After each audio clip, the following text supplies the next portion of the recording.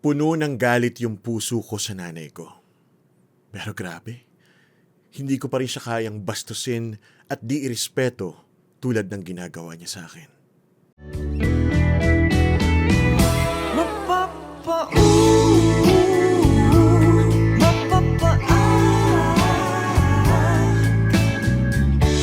Ako po si Cheska, 20 years old ng Tansa, Cavite. Only child po ako pero walang kaamor-amor sa nanay.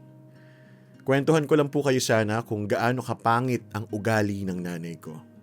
Oo, napapakain ako. Kadalasan nasusunod yung mga gusto ko. Napag-aaral ako sa maayos na eskwelahan. Nakakahingi ako ng pera. At higit sa lahat, meron akong tinitirahan. Lahat ng bagay na yan, sobrang ipinagpapasalamat ko dahil alam kong hindi lahat ng anak ay nakakaranas niyan. Pero sa kabilang banda, siguro hindi naman ito dahilan para isumbat sa akin kapag galit sa akin si mama, hindi ba? Sa totoo lang, Kuya Dan, kating-kati na nga akong sabihin kay mama na 20 years old na po ako, ma. Pero lahat ng masasakit na salita mo na binitawan sa akin simula nung bata pa ako ay nandito pa rin sa utak at puso ko. Naalala ko ng grade 5 ako, ma. Galit ka sa akin nun sa bagay na hindi ko na maalala.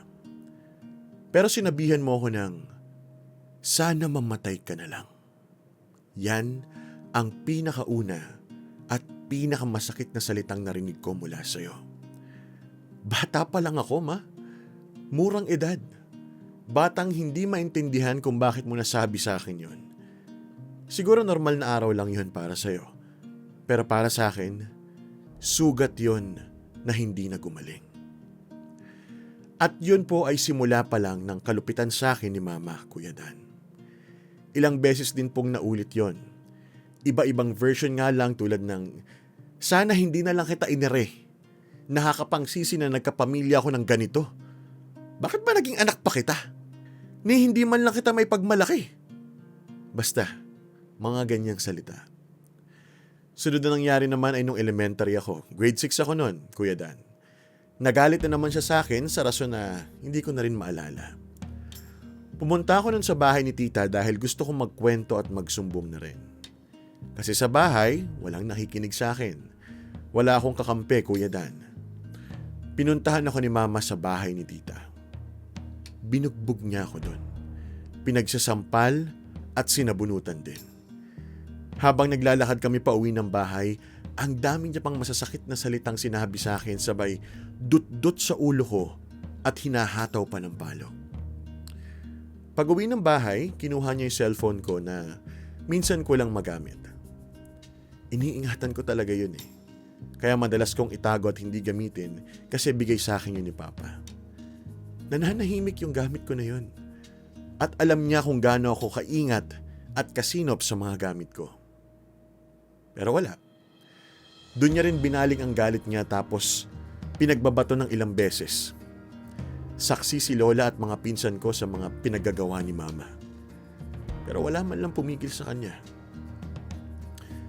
Grabe. Hindi ko talaga makakalimutan yun. Pahiyang-pahiya ako Kuya Dan. May time rin po, Kuya Dan, na sa sobrang galit ko ay nasagot ko si Mama. Oo, alam ko, kasalanan ko, pero hindi naman din siguro makatarungan na ang ganti niya sa akin ay hampasin ng walis tambo ang ulo ko ng napakalakas.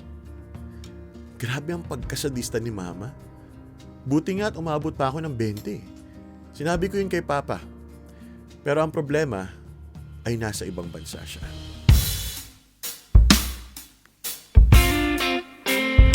Di ko na alam kung saan ba ito papunta. Kung meron nga bang patutunguhang kasukdulan. Hindi ko na alam. Ako'y naliligaw sa dilim ng daigdig. Nanliligaw sa ilaw ng kapalarang nag-aalinlangan sa akin. Ang daming tanong, wala ni isang sagot. Ba't palagi tayong natatalo? Hindi pa ba sapat? Hindi na ba masaya? Hindi ko na alam, paraan mo na. Pagod na akong magsabing ganun talaga. Palagi na lang pangalawa. Kailan ba ako mauuna? Hindi pa ba sapat? Kasi hindi ko na alam. Nung nag-teenager ako, Kuya Dan, naubos na lahat ng respeto ko kay Mama. Hindi na ako yung batang ako na napapatawad siya at mahal pa rin siya. Habang tumatanda kasi ako, Kuya Dan, palala ng palala si Mama. Naalala ko mga ilang araw bago ako mag-18, pinag-iisipan ko kung magse-celebrate ako sa bahay ng pinsan ko kasi ayokong gastusan ni Mama. Kung yung ibang anak, todo effort na nila sa 18th photoshoot, ako, sariling sikap talaga. Buti na lang artistic ako at may camera rin. Nagpatulong na lang ako sa kaibigan ko para magpa-picture. Sariling makeup ko na rin at sariling ayos ng buhok. At buti na lang din, meron akong perang naipon. Nung nakapag-decide na ako na mag-celebrate, nagpatulong na ako sa pinsan ko na bumili ng mga pang-decorate. Pag-uwi ko ng bahay, naabutan kong naglalaba si Mama. Nagulat ako pag akyat ko, dala-dala yung mga pinamili naming pang-decorate. Nagagalit si Mama. Hindi ko na naman alam kung bakit, Kuya Dan. Pinagsisigawan niya ako at as usual, masasakit ulit na salita pero sanay na ako eh. Sabay sabing, magkaroon naman daw sana ako ng silbi at pigain yung nilabhan niya. Walang problema sa akin yun, Kuya Dan. Kaya dali-dali ako sumunod sa utos niya. Umalis lang saglit si Mama pero pagbalik niya, may bit-bit na siyang tubigan na metal tapos binato sa akin. Ang target, ulo ko. GG talaga, Kuya Dan. Lagi akong headshot kay Mama. Umalis ako at pumunta sa bahay ng pinsan ko para makitulog. Nagkabukol ako ng malaki sa ulo pero nagawa ko pa rin mag-celebrate ng 18th birthday ko na hindi kami nagpapansinan ni Mama. Ilang araw bago ang graduation ko pero si Mama hindi pa rin matapos-tapos sa pagtalak. Wala na namang mabalingan ng galit si Mama kundi ako. Nakatalukbong na nga ako ng unan para hindi ko siya marinig pero napakalino ng pagkakasabi niya kay tatay na wag mong attendan yung graduation na yan. Hayaan mo siyang magmarcha mag-isa. Masakit na marinig yun mula kay Mama pero sige, ano pa bang magagawa ko? May tita pa naman ako at pinsan na willing akong samahan. Kinabukasan, tinanong ako ng tatay ko kung sino ang a-attend ng graduation ko. Sabi ko, si tita na lang at saka si Ate Claire ang sasama ko. Napasagot ang tatay ko, parang wala kang pamilya. Tumahimik na lang ako habang nangingilid ang luha ko. Sabi ng nanay ko, wag akong attendan eh. Ano magagawa ko? Pero umattend pa rin sila, Kuya Dan. Halatang halata ko ang pilit ng ngiti ng nanay ko at hindi pa rin kami nagpapansinan. Dito ko sobrang naramdaman na para akong tinatraidor ng sarili kong nanay. Pagtapos ng lahat ng yan, na-diagnose ako na may PCOS. Ang sakit na hindi ko hihilingin na magkaroon ng iba. Napagamit ako ng pills para mapigilan ang breakouts ko. Nag-gain din ako ng weight. Sa mahal na mga pills na iniinom ko ay humingi na ako ng tulong kay Mama para may pambili. Ang lala na kasi ng pimples ko eh. Kaso, nagalit ulit siya sa akin at gustong patigilin na ako sa pagtitake ng pills. Mag-exercise na lang daw ako sa bahay, libre pa. Wala namang problema sana eh. Ang kaso, puno na talaga ng tigyawat ang mukha ko. Sobrang nakakahiya na. Pero si Mama, walang pake. At ang sabi niya pa ay, Habang buhay ako magsasuffer at kailangan kong makarinig ng masasakit na salita para ma-motivate ako. Pangit ako sa sarili ko noon, Dan. Pero mas pinaramdam pa rin sa akin ni Mama kung gaano ako kalala.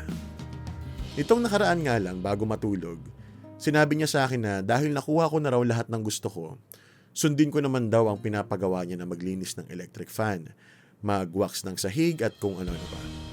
Walang problema. Lahat ng yan ay ginawa ko. Pero may isang bagay akong tinanggihan. Hindi ko na sasabihin kung ano, pero yun yung dahilan ng matinding salita na naman niya sa akin.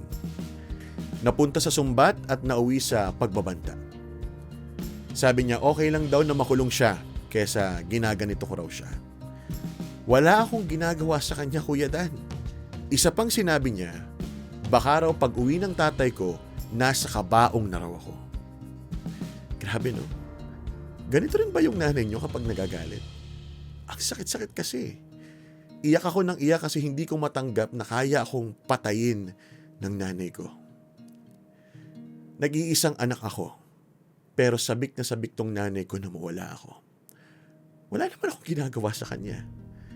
Kung masagot ko man siya ay dahil punong-puno na ako at gusto ko lang ipagtanggol ang sarili ko. Kapag nagkukwentuhan ng mga kakilala ko tungkol sa mga nanay nila, napapaisip ako kung nasasabihan din ba sila ng mga ganito? O ako lang ba talaga? Sa lahat ng yan, nasanay na lang ako. Nung nakwento ko nga ang problema namin ni Mama sa pinagkakatiwalaan kong mga kaibigan, nagulat sila. Hindi naman ako napakademonyong anak para maranasan to, di ba? Hindi ako suwail. Hindi rin ako spoiled. Anak lang na nagkakamali. Pero tama bang habang nasa poder ako ng nanay ko, ay may karapatan siyang ganituhin ako? Tanong ito ng isang anak na lumaki sa isang toxic household and now is suffering with depression and anxiety with toxic, problematic parent issues. Paano nyo nakakausap ng mahinahon at matino yung mga magulang nyo? Masarap ba yung feeling na nayayakap nyo sila? Nasigawan na rin ba nila kayo o nagkaroon kayo ng malaking away? Ang daming tanong sa utak ko, Kuya Dan. Pero isa lang ang gusto kong mabigyan ng sagot. Kailan kaya ako tatratuhing anak ng nanay ko? Hanggang dito na lamang po muna, Kuya Dan, at maraming salamat sa pagtsatsaga niyong basahin ang napakahaba kong sulat. Ang kwentong ito ay kwento ni Cheska.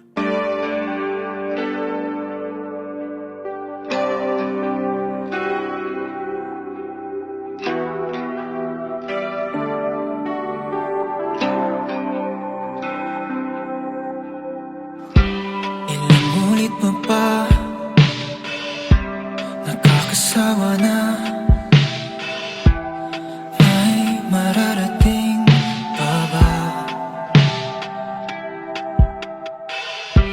Pabalik-balik lang. Akala ko naman nasa akin na sa wakas. At paulit-ulit lang sinasabi, di na hahayaan pang mangyari. Tulad nga ng dati, o tulad ng sa atin. Parang ay kahapon pa lamang, bakit biglang nandito na naman? Sa simula, sa simula.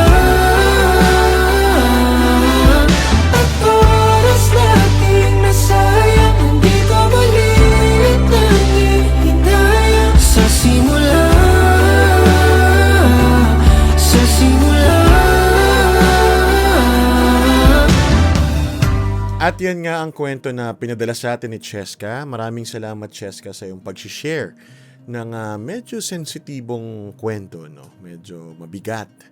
At hindi siya ganun kadaling ikwento sa iba. Kaya nagpapasalamat ako na kahit papano, sinubukan mo pa rin ikwento sa amin kung ano yung nararamdaman mo ngayon, anong nararanasan mo, at naging matapang ka doon, ano? And sige, simulan na natin ang kwentuhan natin. So, alam mo, itong kalagayan mo, no, hindi siya biro, no? Yung verbal abuse ay isang bagay na Pero yung sinasaktan ka na ay another thing na mabigat na usapin, no? Pwede siyang maging child abuse. Kasi talagang pinupunteriya, no? Yung ulo mo, meron siyang pinupunteriya, hindi yung basta-basta mapalo ka lang or kuruting ka lang or what, hindi eh. Kumbaga may galit yung ginagawa sa and nagigets ko, no, yung unang-una mong sinabi is na parang kahit galit na galit ka dong sa nanay mo, hindi mo magawang hindi siya respetuhin or igalang kasi totoo naman yun eh, no? Babalik tayo dun sa laging sinasabi na nanay mo pa rin siya, tatay mo pa rin siya, anak ka lang. That's life eh, di ba? Kung ano yung katayuan, kung ano ka lumabas sa mundo, kailangan mong tanggapin yun. At ikaw ngayon ay bilang isang anak, no? Pero since you're 20 years old, no? You're old enough na gumawa ng mga desisyon para sa'yo, kung ano sa tingin mo ang makakabuti para sa'yo, no? Alam mo na yan, may isip ka na, may sarili ka ng desisyon. So I think, kesa umabot pa kayo sa punto na baka masaktan mo rin yung nanay mo, hindi lang sa salita, kasi hindi mo malalaman eh. Kapag sobrang natitrigger ka na at parang feeling mo inaaping-api ka na, baka biglang hindi mo kayanin na i-control na yung sarili mo at may magawa ka rin sa nanay mo. So, since tingin ko kaya mo naman no, on your own, or alam mo yun, manghingi ka ng tulong sa mga pinsan mo, sa mga tita mo na lagi mong nalalapitan, I think, ang ma-advise ko sa'yo is, try mong mag-move out, no? Umalis ka muna dun sa bahay ninyo. Pero gawin mo yon nang hindi yung patakas, no? Hindi yung papuslit. Magsabi ka pa rin sa nanay mo. Sabihin mo pa rin na aalis ka na, hindi mo na kaya yung sitwasyon sa bahay ninyo, or tatry mo lang muna on your own, di ba? Tapos kung ano naman sabihin niya, malamang magagalit siya, no? Automatic, andun yung galit. For sure, pag sasabihan ka, baka kung ano naman magawa sa'yo, pero at least, kung aalis ka talaga, umalis ka na nagpaalam ka. Hindi yung basta ka na lang nawala, no? At alam nila na yun yung naging desisyon mo. So, nakakatakot kasi, Cheska eh. Kung lalo na sinabi mo hanggang ngayon, ginagawa niya pa rin sa'yo yun, I get it. Nanay natin, tatay natin sila. Pero kasi tao lang din sila, no? Maaaring meron din silang pinagdaanan, maaaring meron din silang dala-dala na hindi nila alam kung paano i-handle, kaya parang nalalabas nila sa ganitong paraan na pinagbubuntunan nila yung mga anak nila, kung sino man na doon nila nalalabas yung frustrations nila sa buhay. Lahat ng tao may kwento, no? Pati yung nanay mo meron. For sure, may dahilan yan. Hindi naman yun biglang galit na lang siya sa'yo or what. Laging merong dahilan. Pero since hindi niya naman sinasabi sa'yo, hindi naman niya ini-improve kung ano yung kalagayan niya ngayon, kung paano kanya itrato, ikaw na lang yung lumayo, no? You're old enough. Kaya mo na. Believe me, 20 years old, kaya mo na yan. And try new things, no? Pumunta ka sa ibang lugar, kahit hindi naman masyado malayo. Basta, or alam mo yun, hindi mo naman kailangan kumuha na sarili mong bahay, kumuha na sarili mong condo or place. Mag-rent ka lang muna, no? Start small. Kasi yun naman talaga, bilang aalis ka ng, for sure, wala rin naman siyang ibibigay sa'yo na kahit ano. So, malamang magsistruggle ka din sa simula. Pero at least, hindi na nato-torture yung utak mo, pati na yung katawan mo. No? So, yan ang masasabi ko sa'yo. No? And, again, kapag umalis ka, try mong ilabas yung mga, kumbaga, i-compose mo na lahat ng gusto mong sabihin sa nanay mo, tapos sabihin mo sa kanya ng personal. Kung hindi mo kaya, I will also suggest na kahit isulat mo na lang or i-text mo, pero mas maganda pa rin kapag personal. Okay? So, good luck sa'yo, no, Cheska, at I hope for the best for you. Kasi bata ka pa, ang dami mo pang pwedeng gawin sa buhay at hindi mo deserve na makulong or alam mo yon, yung nagsasuffer ka inside dahil sa mga nangyayari sa'yo, dahil sa mga sinasabi sa'yo. So, go ahead, no? Kung hindi mo kukunin tong payo ko, you can ask for your tita or yung mga pinsan mo kung ano rin yung masasabi nila sa kalagayan mo.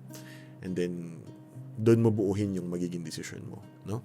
Ito sa akin lang naman. Kung ako'y nasa kalagayan mo, ganito ang gagawin ko. So, once again, good luck and maraming salamat ulit, Cheska, sa pagsulat.